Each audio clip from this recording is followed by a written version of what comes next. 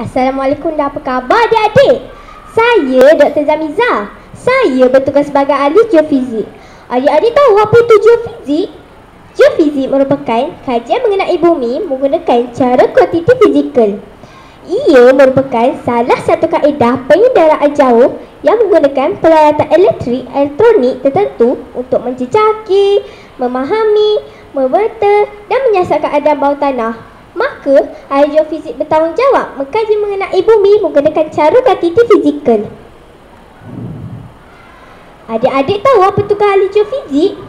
Tugas ahli geofizik pula perlu menguasai asas-asas geologi seperti mengenal jenis-jenis batu, mengkaji bentuk muka bumi, mempelajari bagaimana bumi terbentuk dan seumpamanya. Ia juga berguna dalam membantu perancangan projek-projek kejuruteraan dan melihat perubahan fizik kimia bawah tanah yang mempunyai impak besar dalam pengurusan alam sekitar. Bagi setiap projek pembangunan, nasihat ahli geofizik diperlukan untuk memastikan kawasan atau cerun itu selamat untuk dimahukan dan supaya bangunan atau terowong yang dibina tidak runtuh dalam masa yang terdekat. Bekerja sebagai ahli geofizik memerlukan ketahanan fizikal dan mental. Tugas saya tidak hanya dalam pejabat, bahkan ahli geofizik akan berada di makmal dan lapangan bagi memastikan dapatan kajian yang dijalankan adalah tepat. Jika kita dapat meramal pergerakan kerak bumi, maka kita boleh mengelakkan dan mengurangkan risiko kemusnahan yang diakibatkan oleh gempa bumi. Ingatkah kita peristiwa tsunami yang berlaku di Aceh, Palu dan Sulawesi, Indonesia? Inilah peranan ahli geofizik. Bagaimana adik-adik? Berminat menjadi ahli geofizik? Adik-adik perlu mempunyai asas yang kukuh dalam mata pelajaran SPM, STPM. Semasa berada di tingkatan 4 dan 5, pilihan aliran sains student adalah pilihan yang terbaik. Saya paling suka mata pelajaran matematik tambahan, biologi, kimia dan tentulah fizik. Adik-adik kena ingat ya, untuk memohon kursus berkaitan geofizik, adik-adik perlu mencapai beberapa syarat kelayakan. Antaranya ialah memenuhi syarat umur universiti sekurang-kurangnya kepujian dalam bahasa Melayu dan bahasa Inggeris serta syarat khas iaitu PNJK terkumpul 2.75 ke atas. Terdapat banyak universiti yang menawarkan program berkaitan geofizik melalui ijazah sarjana muda sains penggunaan dengan kepujian geofizik.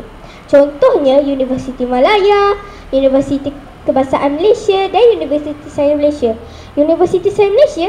Wah, rindunya. Di sini tempat saya belajar dahulu.